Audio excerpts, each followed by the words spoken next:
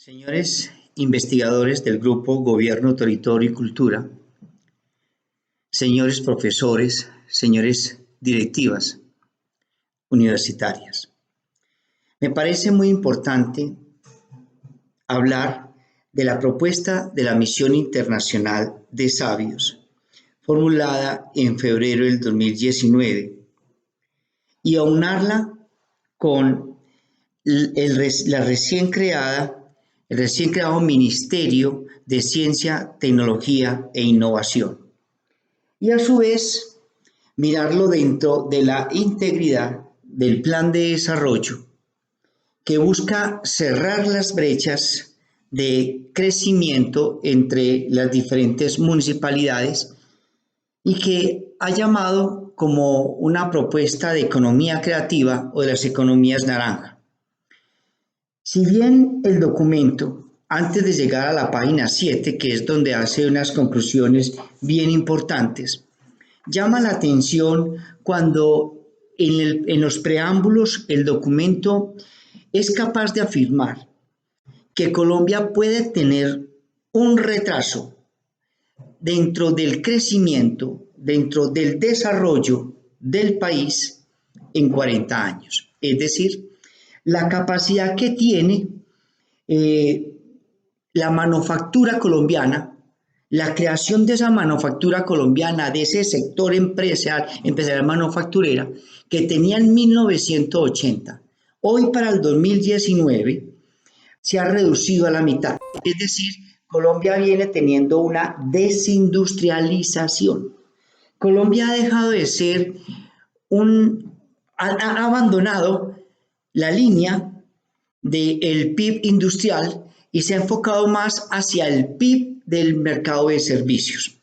De igual manera nos va a decir de que no hay una acumulación de capital fijo o una formación de capital fijo, dado que hay una caída enorme en la capacidad productiva de los factores de producción, principalmente el factor del trabajo. Es decir, el colombiano hoy, promedio, ha perdido capacidad innovadora, viene perdiendo capacidad creativa para las generaciones de nuevas empresas. Viene perdiendo capacidad con respecto en el mercado internacional. El colombiano posee unos conocimientos que no le dejan usar mejor su capacidad productiva en rendimiento de factor. Desde esa perspectiva, nos va a plantear en el numeral 7 la primera parte de lo que él llamaría el punto de partida del papel e impacto de la ciencia, la tecnología y la información dentro de la propuesta internacional de la misión de sabios. Y va a decir, un país no puede depender de otros países en conocimiento básico para tener un desarrollo económico acelerado o para disputar posiciones relevantes dentro de la economía global. Desde esa perspectiva, uno de los factores para bajar el desempleo estructural dentro de la política fiscal del gobierno nacional está en estimular el conocimiento. Estimular el conocimiento que sea capaz de acelerar nuestro propio desarrollo industrial. Eso es bien importante, porque se estaría enfocando no simplemente a la exportación, sino a mejorar las exportaciones para volver a encaminar la industria manufacturera, es decir, volver a la creación de empresas de base tecnológica. Volver a la innovación. Entonces va a decir muy claramente, un país o no va a tener desarrollo o crecimiento económico si está dependiendo de los conocimientos básicos que puedan generar otros países. Y sigue diciendo, la creación de riqueza está asociada a la productividad científica. Si ello es cierto, entonces es necesario volver a pensar esa unión de empresa, universidad y Estado. Es decir, la universidad como centro del conocimiento debe ser la jalonadora de las nuevas productividades, de los nuevos desarrollos empresariales. Debe ser la que fortalece la capacidad competitiva de las empresas, como ocurre en otros países del mundo. Entonces, lo científico, la universidad debe estar más integrada a las necesidades de la empresa. Y eso es algo fundamental. De esa manera la empresa abastece las necesidades sociales como las del empleo. Sigue diciendo, la generación de riqueza sigue crear nuevas industrias y desarrollar tecnologías propias. En el estado de la economía y de la ciencia en Colombia, se deberá emprender un camino paralelo de desarrollo de capacidades domésticas en ciencias básicas y tecnología y de adopción acelerada de tecnologías de frontera.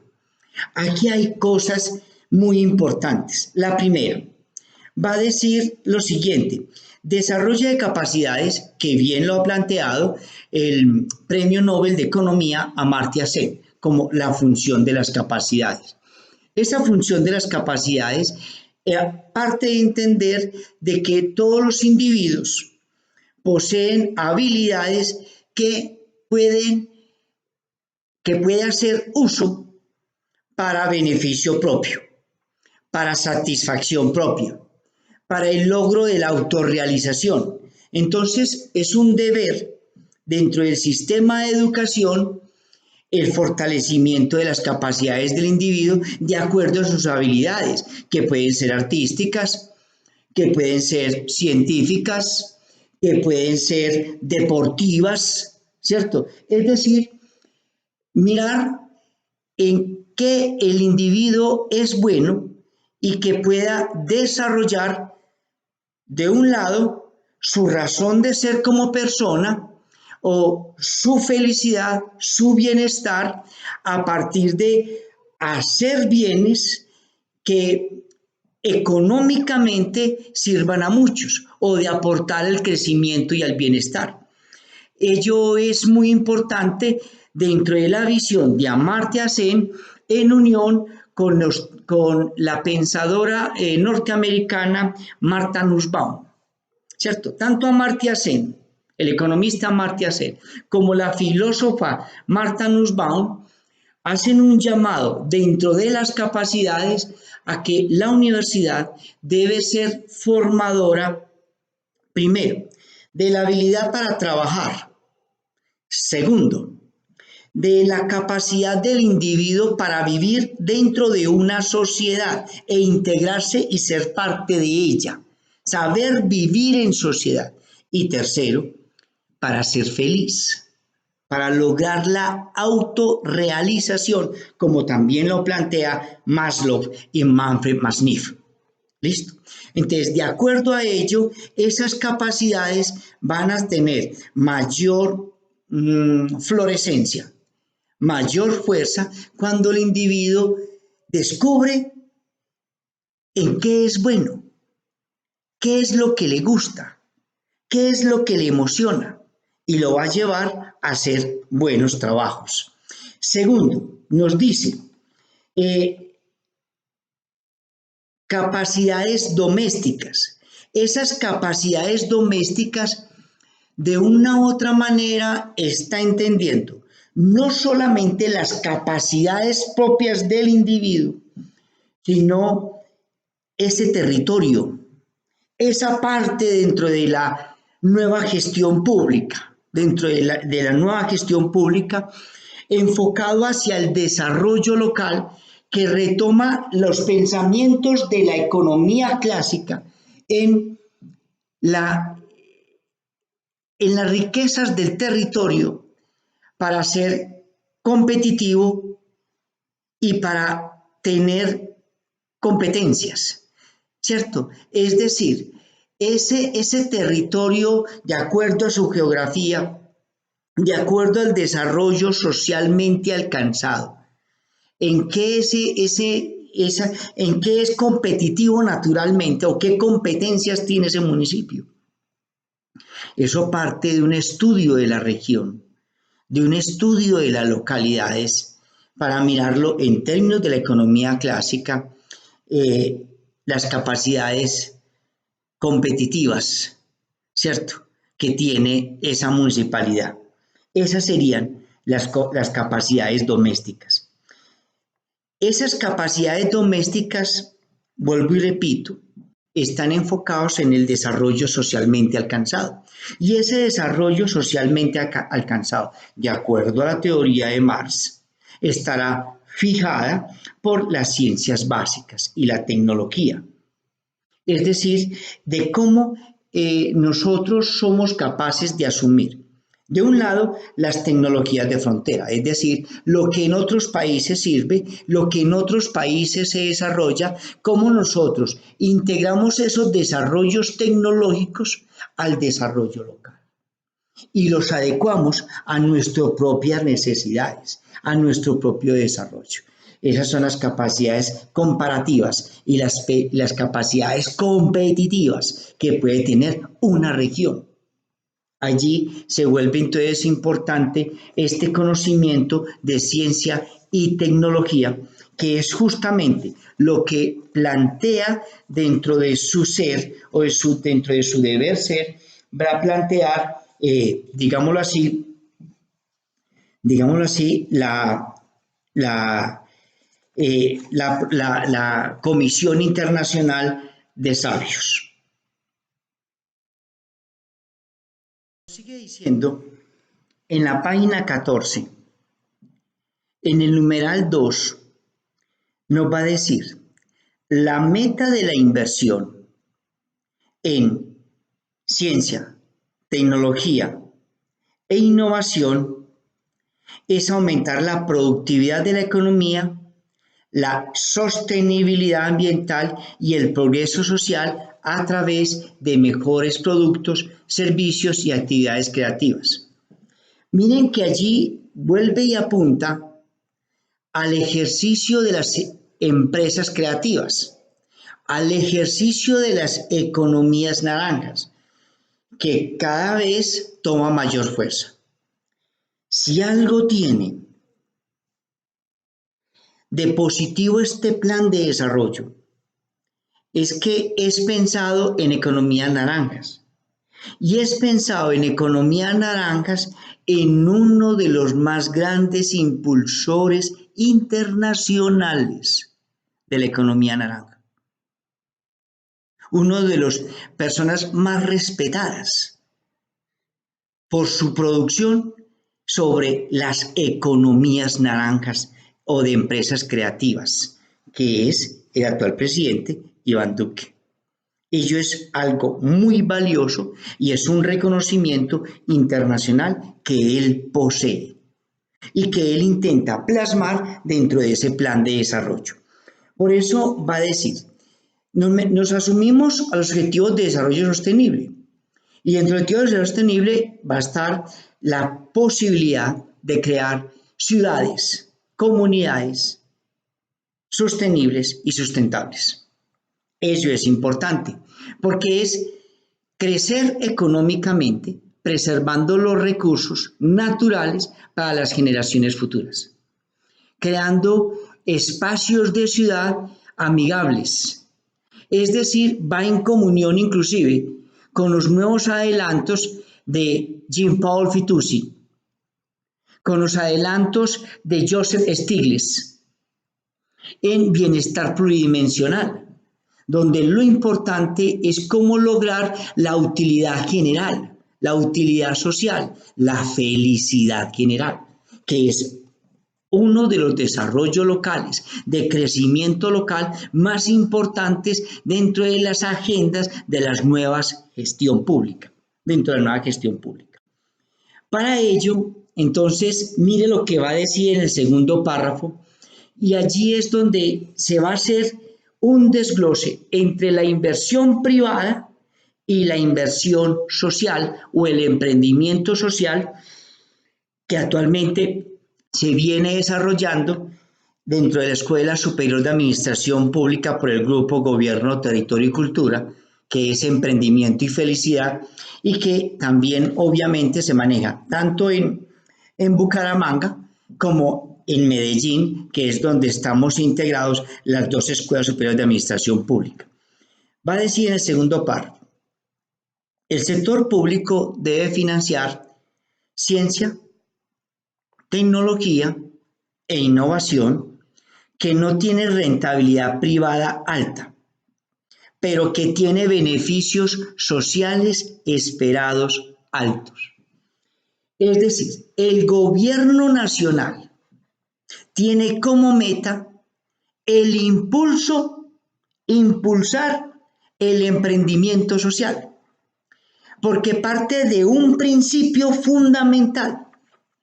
El hombre es un ser social con capacidad creativa, con capacidad innovadora.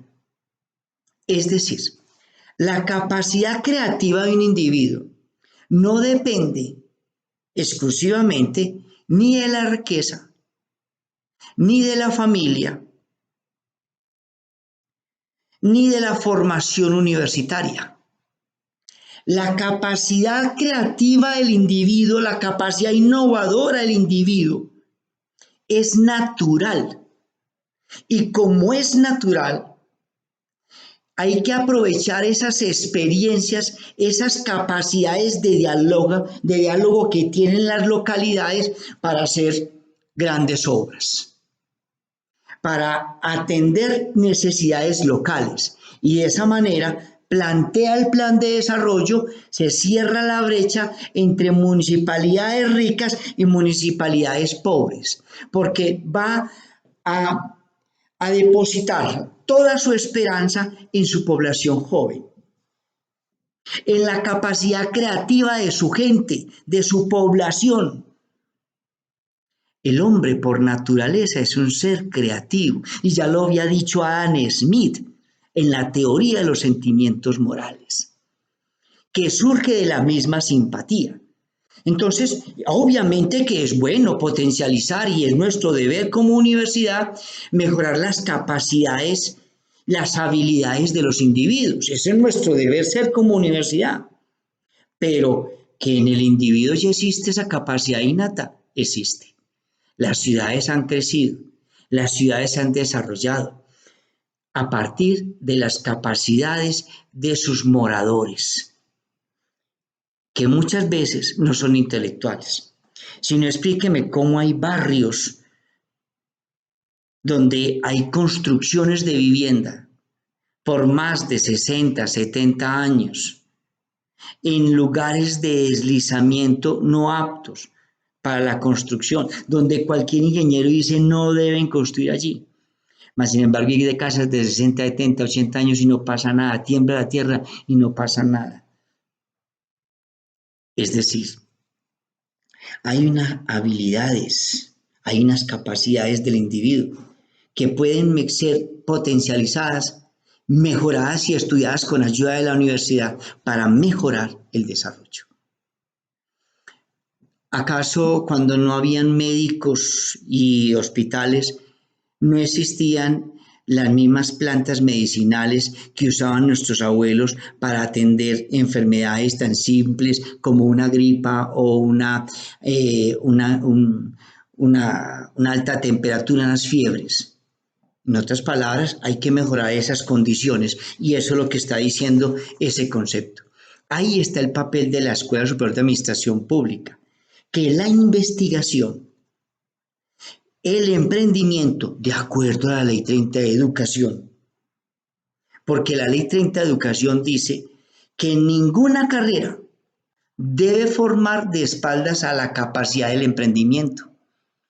Y nosotros pensábamos de que en la administración pública no podía haber eso, y sí lo hay, claro, porque es el emprendimiento social. Entonces nuestros jóvenes pueden analizar, como son de población en su inmensa mayoría de estratos 1, 2 y 3, que viven en barrios pobres, Ellos como líderes sociales, en vez de preocuparse por trabajar por un líder político, pueden preocuparse por trabajar por una comunidad y generar ideas de desarrollo para el abastecimiento de esas necesidades básicas que posee la localidad. Y eso es nueva gestión pública. Entonces esto entra en línea, porque nuestros jóvenes que son de estratos bajos, ellos pueden usar sus conocimientos dentro de las diferentes áreas que ven en la administración pública, dentro de los diferentes núcleos,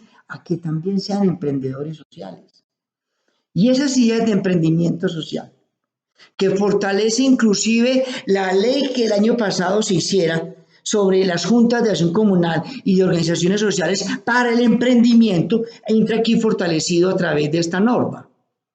Si ello se da, entonces nosotros como Escuela de Administración Pública tendríamos recursos del Estado para el jalonamiento de emprendimiento social que mejoren las condiciones de vida y de calidad de vida de los barrios y localidades más pobres de nuestras ciudades. Sigue diciendo, el sector público no debe financiar ciencia, tecnología e innovación de baja rentabilidad privada y cuyos aportes sociales, incluyendo todas sus externalidades y potenciales de largo plazo, sean inferiores al costo de los fondos públicos. Es lo que llamamos los economistas costos de oportunidad. Es decir, para el gobierno es financiable todo emprendimiento social que, aunque no sea rentable, tiene grandes beneficios en cubrimiento de costos sociales. Excelente. Entonces, cuando elaboramos proyectos, hay proyectos que solamente son costos.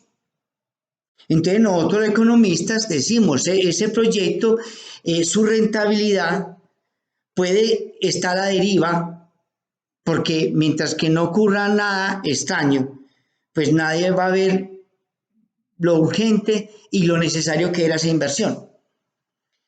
Pero aquí ya estamos diciendo que esa inversión social, cuya finalidad es mejorar las condiciones de vida locales de los barrios por parte de nuestros estudiantes, son financiables.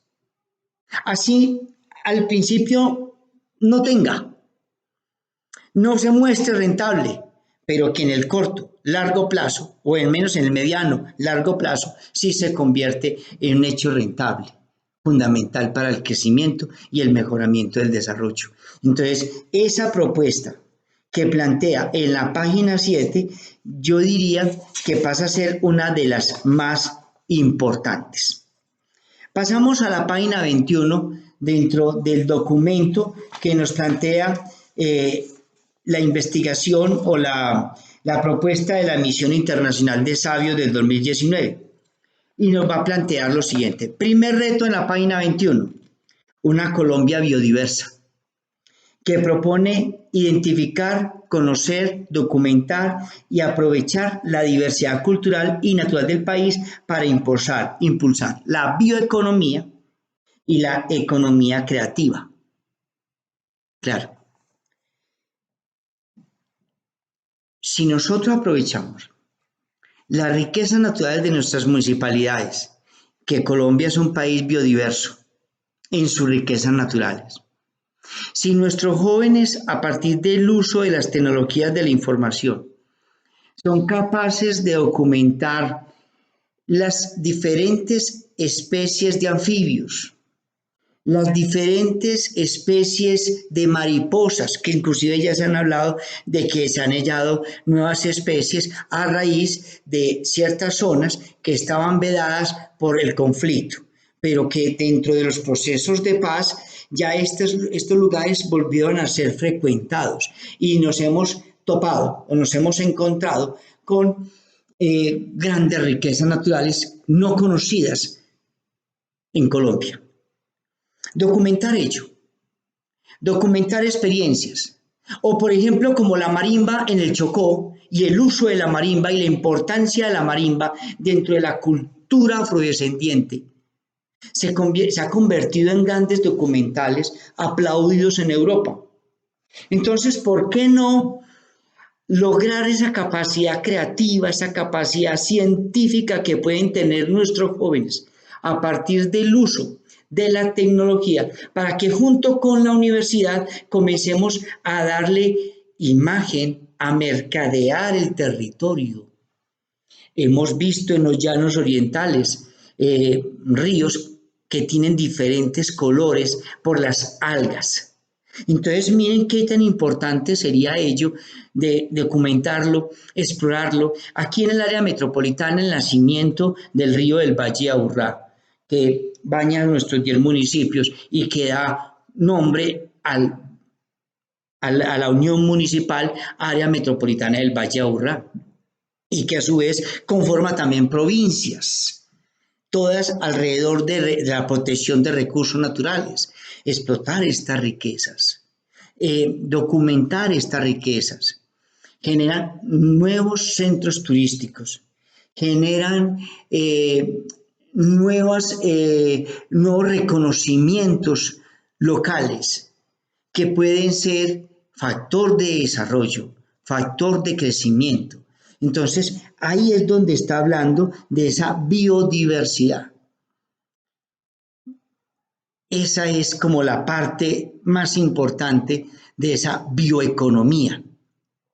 No es dañar el recurso, es preservar el recurso, es mejorar los crecimientos locales con la preservación de los recursos. Decir que se vuelva también importante y un eje de discusión, que es lo único que a veces como que uno le ve que tiene y no tiene como esa cierta lógica dentro del desarrollo, y es con respecto a la explotación minera. Mire que los lugares más ricos en la explotación minera son lugares donde la gente es mucho más pobre y donde se asienta más fuertemente la descomposición social, la violencia y todas las formas ilegales de explotación, que dan paso a una vida pobre y miserable.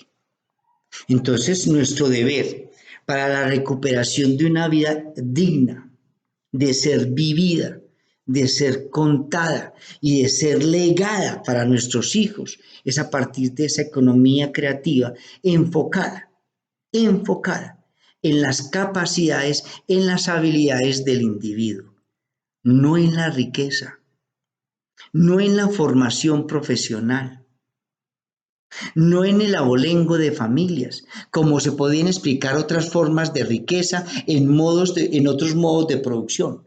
El modo de producción actual de una economía social del desarrollo está implicando reconocer al individuo por su capacidad humana. Y es capacidad humana natural la capacidad creativa, sino como nacieron los mitos, la poesía, la música, las bellas artes, las artesanías, la escritura. Nace justamente esa capacidad creativa del individuo. No somos los más letrados los que mejores escribimos, ni los mejores poetas, ni los mejores pintores. Muchas veces son mucho mejores aquellos que no han atravesado la universidad, así como es mucho mejor jugador de billar un campesino, un obrero, un oficios varios, un mecánico empírico, que un graduado en la Universidad de Antioquia en física. Tengamos pendientes. El segundo reto, una Colombia productiva y sostenible, que busca modificar la estructura productiva del país hacia industria y servicios con contenido tecnológico alto, empresas de economía circular con máximo aprovechamiento de residuos y con sostenibilidad ambiental.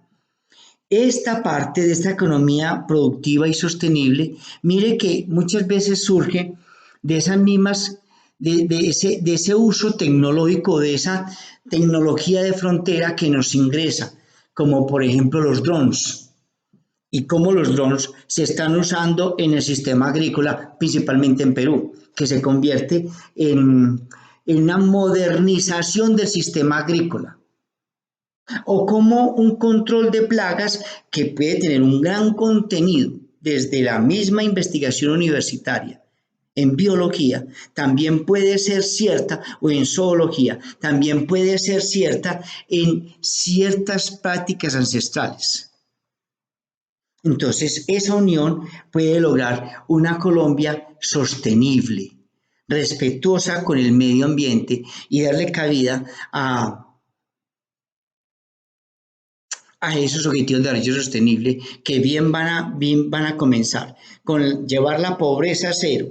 Se van a colocar en la mitad con ciudades y comunidades sostenibles y con equidad de género, y que va a terminar en el 17 con la construcción de ciudades pacíficas. Ahí está la clave, señores. Entender de que es posible contar con la unión de voluntades, con la misma comunidad para el desarrollo. Entender que el otro es tan importante como aquel otro que tiene más estudios y aquel que menos estudios tiene. Es decir, que debemos de escucharnos entre todos para el crecimiento y el desarrollo local. Y el tercer reto, una Colombia equitativa, que le apunta a que amplias capas de la población mejoren sus niveles de educación y de salud, afiance su identidad cultural de forma que se integren el crecimiento económico y el desarrollo sostenible con equidad. Entonces, las poblaciones hoy que consideramos de pronto más atrasadas pueden convertirse en grandes renglones económicos. ¿Qué tal en Amazonas? ¿Qué tal aquellos barrios más pobres de nuestra comunidad donde es posible un desarrollo a partir de la integración de toda su población para el mejoramiento en sistemas de salud, en sistemas de educación? Es fundamental entonces entender que una Colombia equitativa parte del empoderamiento de la comunidad en el desarrollo local. Mejor dicho, es darle razón de ser, es darle cuerpo a ese gran sueño que es que todos los seres humanos podamos vivir bien e integrados dentro de una misma misión. Por eso, en la página 28, en la última página de este tratado de la Comisión Internacional de Sabios, ¿cierto? Va a ser la Misión Internacional de Sabios 2019. Fue convocada por el Gobierno Nacional en el mes de febrero de este año. Estuvo conformada por un grupo de expertos independientes y ad honorem en diferentes campos y de diferentes nacionalidades. La misión recibió el encargo de trazar una hoja de ruta para el desarrollo de la ciencia, la tecnología y la innovación en Colombia. ¿Qué es la misión entonces? Una propuesta de todos, en la cual digamos hacia dónde queremos ir, hacia dónde queremos llegar, cómo nos estamos viendo, cómo nos vemos, cómo nos estamos mirando. Ahí está la importancia. ¿Hacia dónde queremos enfocarnos? ¿Hacia una economía biodiversa? ¿Hacia una sociedad sostenible? ¿Hacia una capacidad de integración cultural para el mejoramiento del bienestar local? Es una manera de acabar, en cierta medida, con las clases sociales, porque estaríamos trabajando todos en pos del mismo crecimiento y mismo desarrollo, y vamos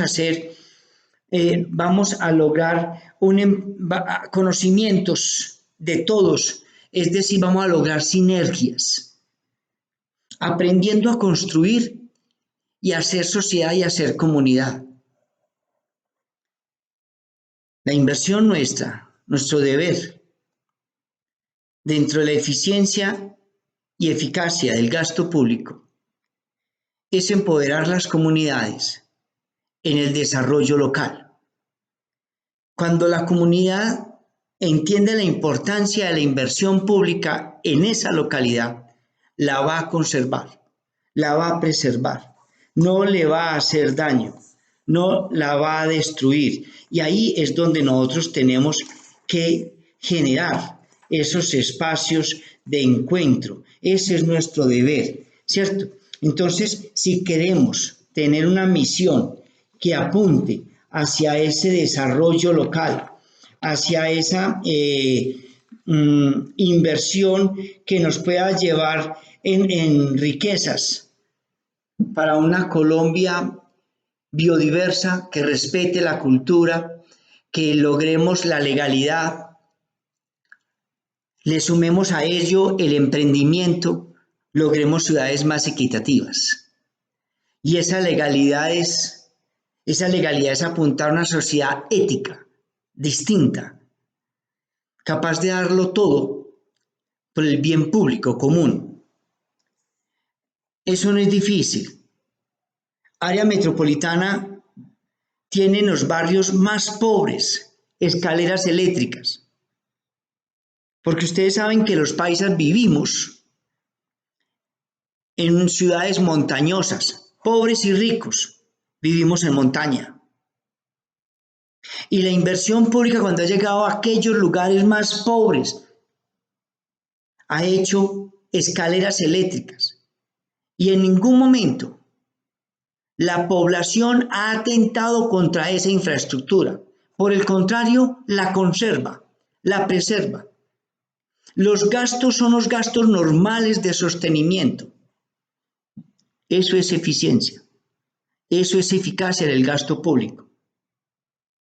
Nosotros somos diferentes porque en toda inversión pública primero está el diálogo con las comunidades y con las juntas de acción comunal para que juntos conservemos la inversión pública y la volvamos más fuerte, la conservemos, la mejoremos, pero nunca atentar contra ella o destruirla. Y eso marca una diferencia cultural en los últimos años en Colombia. Nosotros arrancamos primero, antes de toda inversión pública, permeando la comunidad, hablando con la comunidad para que preserven desde lo ético esa inversión pública. Es decir, todo le apuntamos al desarrollo. Esto es pues lo que nos está dejando como reto el nuevo Ministerio de Ciencia, Tecnología y la Innovación, la Misión Internacional de Sabios, el Plan de Desarrollo. La invitación es a los investigadores y a los docentes a que pensemos la investigación dentro de nuestra universidad a partir del emprendimiento social. Aprovechar las capacidades de liderazgo que tienen nuestros jóvenes para empezar a estudiar hechos reales, ejes problemáticos, y darle solución a las comunidades, a los barrios. No es enseñar a nuestro joven para que trabaje con un político y apoye las maquinarias políticas. No, no es eso. Lo que necesitamos es que nuestros jóvenes se conviertan en líderes sociales, en líderes comunales, capaces de darle solución a las necesidades locales para el crecimiento y el desarrollo.